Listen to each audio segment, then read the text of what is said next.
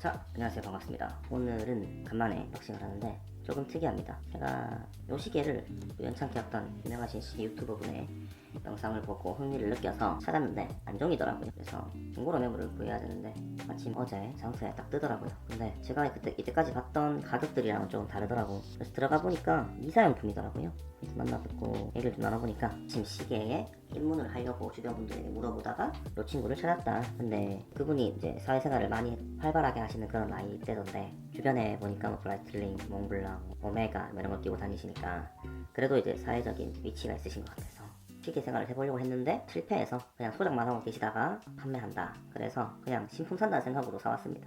단종된 모델을 신품으로 산다는, 신품은 아니지만 어쨌든 미사용 제품, 내가 처음 쓴다는 거죠. 보시다시피 오늘 소개할 시계는 스위스 브랜드 몬데인의 시계이고요. 이 몬데인 같은 경우에는 스탑 투 고라고 해서 이 시계 디자인이 되게 특이해요. 이게 스위스에서 라이센스를 구입해서 현재 계속 사용하고 있는 중인데 이제 그 디자인이 개발되고 나서 이 몬데인이 설립이 돼서 라이센스를 구입을 해서 비용을 지불하면서 거의 같은 디자인으로 만들고 있는데 제가 굳이 현행 몬데인 시계들 말고 이 모델을 구한 이유는 이 시계에 대한 헤리티지가 조금 있어서 시계 하면 또 헤리티지 아니겠습니까? 네, 열면서 부가적인 설명을 드리겠습니다. 몬데인 시계고 넘버는 MST4101BLC 모델입니다. 요 LB 모델과 LC 모델이 있는데 제가 구한 모델은 LC 모델이고요. 국내 정발 모델을 라이센스 워런티 기간 지났지만 샀다는 게 특징이죠. 직구 안 하고. 이게 좀 특징이 뭐냐면 현재 요 후속 모델이 있긴 있는데 내가 생각하는 것과 좀 달라서 타임메카에서 정식 수입했던 모델이고요. 예, 커츠 모델인데 오래전에 사시니까 약이 다 돼가지고 한 보름 전에 약하셨다고 하더라고요. 그래서 성능 확인하고 기능 확인하고 데리고 왔습니다. 이게 이제 스위스의 짜잔! 오늘 소개시켜드릴 모델은 스탑2고 모델로 운영한 몬데인 시계입니다. 제품이고요. 핸드 재질이 좀 특이하네. 이 모델 같은 경우에는 이제 현재는 후속 모델이 크라운이 없는 모델로 나오고 있어요. 저는 솔직히 이 크라운 모양도 너무 예쁘다고 생각하거든요. 태엽 모양의 크라운 모양이 예쁘다고 생각해서 이 모델로 구했습니다. 스트랩은 까만 스트랩도 있고 빨간 스트랩도 있는데 이 몬데인을 싱한 색깔이기도 해서 빨간색 스트랩도 나쁘지 않을 것 같아서 했습니다. 보시면 여기 중간에 몬데인 그리고 중간에 여기가 스탑2고 기능을 하고 있기 때문에 몬데인 스탑2고의 특징이 뭐냐면 스위스의 모든 철도들은 매 분 정각이 되면 모두 시계가 10초 동안 동기화 시간을 가진다고 합니다. 그래서 요 초침이 58초 동안 한 바퀴를 돌거든요. 12시 정각에서 2초 동안 머물고 분 핸즈가 한 칸 움직이고 나면 다시 출발하는 형태입니다. 물론 이 시계가 지금 스위스의 철도들과 동기화되진 않지만 그러한 스위스의 철도에는 모든 이런 기능들이 탑재되어 있고 이런 디자인으로 몬데인에서 납품을 하고 있는 걸로 알고 있습니다. 그래서 그냥 똑같은 디자인만 사기에는 조금 뭔가 불편하더라고요. 그래서 이 모델을 구입했습니다. 쿼츠 모델인데 한 바퀴를 그 60개로 도는 게 아니다 보니 오토매틱 시계처럼 이렇게 진동수가 많이 해서 움직이는 것 같다. 이 시계에 대해서 에피소드들이 있는데 대표적으로 스위스의 그런 동기화하는 시계다. 그리고 초기에 이제 애플에서 이걸 카피해서 시계 디자인을 넣어서 200몇 억인가 상금을 낸 것도 있는 디자인적으로는 아주 상당히 완성적인 시계죠. 여기다가 스위스 시계잖아요. 스위스 철도를 대표하는데 안 사면 이상하겠죠. 한번 뜯어보죠.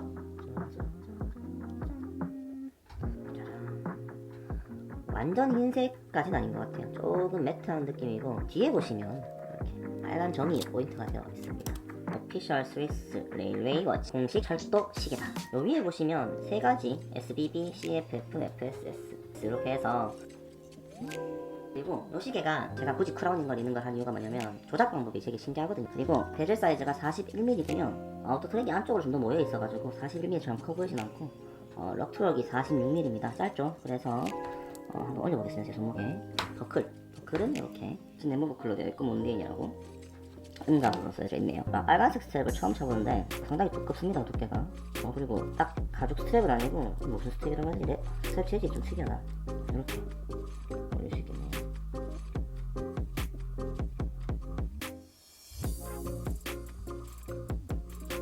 뒷면을 보시게 되면 몬데인 오피셜 스위스 레일웨이 워치고요. 밑에는 아까 말씀드렸던 그런 것들이 있고요.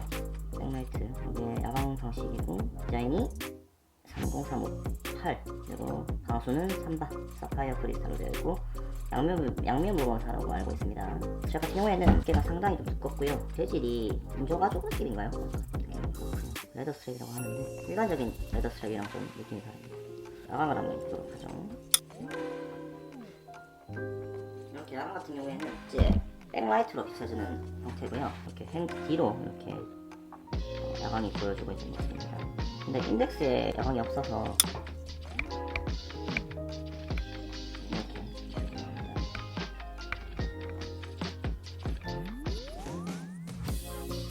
이렇게 예쁘죠?